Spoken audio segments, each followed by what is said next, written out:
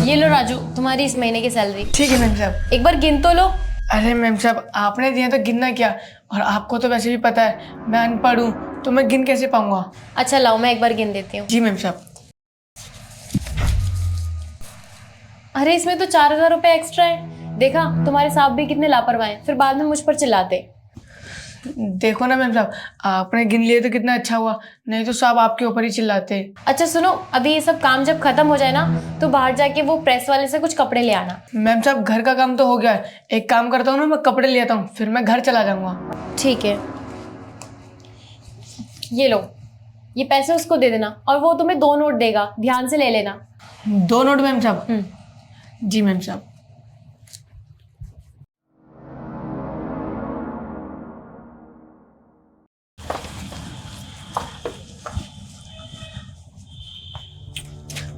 साहब नमस्ते। नमस्ते।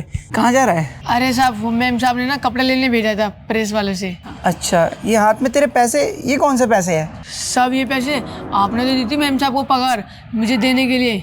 मैंने दिए थे, लेकिन ये तो बहुत कम लग रहे हैं। नहीं नहीं साहब, पूरे 10,000 रुपये हैं, मैम साहब ने मुझे गिन कर दिए हैं। मुझे दे, मैं गिनता हूँ। ये तो 6,000 है, बाकी के 4,000 कहाँ गए?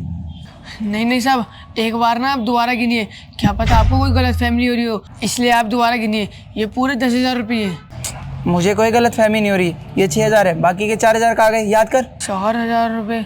हाँ साहब याद आया, वो मैम साहब बोल रही थी कि तुम्हारे साहब ने पैसे ज़्यादा दे दिए, इसलिए पैसे उन्होंने 4,000 रुपये रख लिए थे।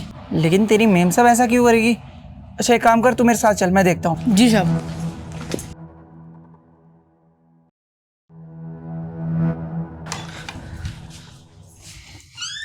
शिवानी, शिवानी, शिवानी।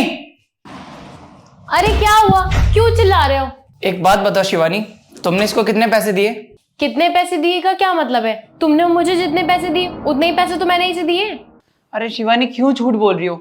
मैंने राजू को देने के लिए तुम्हें 10,000 रुपए दिए थे, लेकिन इसके हाथ में सिर्फ 6,000 है, बाकी के 4,000 कहाँ गायब हो गए? क्या 4,000 रुपए गायब है? तो तुमने पूरे 4,000 रुपए खो दिए। देख रहे हो तुम इसके काम, इसने पूरे पैसे खो दिए। अगर इस तरह इसके काम रहे ना, तो मैं इसको अपने काम पे नहीं रखने वाली। एक तो हम इसे पैसे दे, ऊपर से कल कोई हमारे ऊपर इल्जाम लगा दे कि हमने इसके पैसे चोरी करे, फिर हम क्या करेंगे? अरे बस करो शिवानी, झूठ बोलने की ना कोई जरूरत नहीं है। मैंने इसके हाथ में ना सिर्फ 6,000 रुपए देखे, अभी मेरे को ये गेट पे मिला था, बाकी के 4,000 रुपए इतनी जल्दी कोई गायब तो कर नहीं सकता। ये बताओ इसके 4,000 रुपए क्यों काटे तुमने? और तुम्हें विश्वास नहीं हो रहा ना, तो मेरे हाथ में ही है 6,000 रुपए, तो मुझे ये बताओ बाकी के 4,000 रुपए कहाँ गए इसके?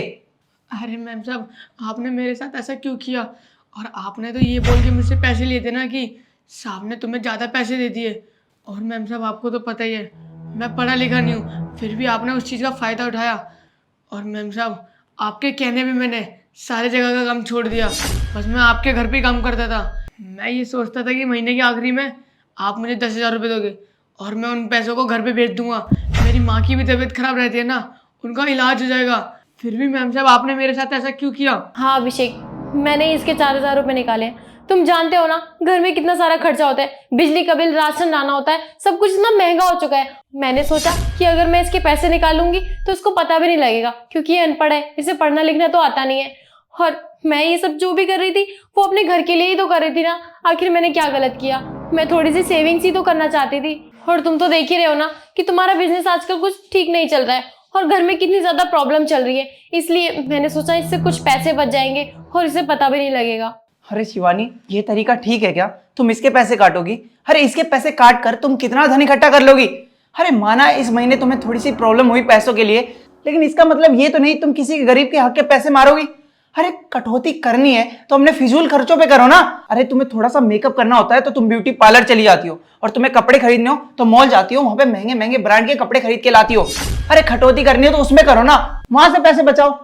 लेकिन नहीं, तुम्हें तो किसी के गरीब के हक के पैसे मारने ना। और ये बेचारा पढ़ा लिखा नहीं है, इसने दिन रात मेहनत करी, यहाँ पे एक भी छुट्टी नहीं करी, इस दिन के लिए करी थी कि तुम इसके पैसे काटोगी। देखो अभिषेक, प्लीज मुझे माफ कर दो, मैंने बहुत ज्यादा गलत किया, मुझे इसके पैसे नहीं चुराने चाहिए थे।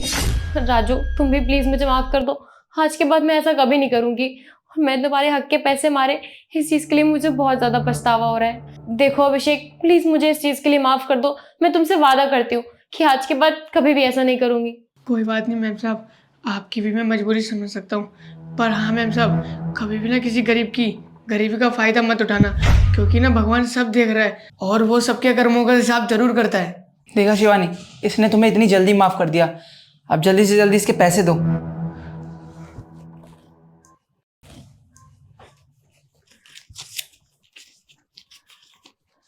ले राजू, तेरी पगार, और तेरी मेम साहब की तरफ से ना मैं माफी मांगता हूँ। कोई बात नहीं साहब, धन्यवाद।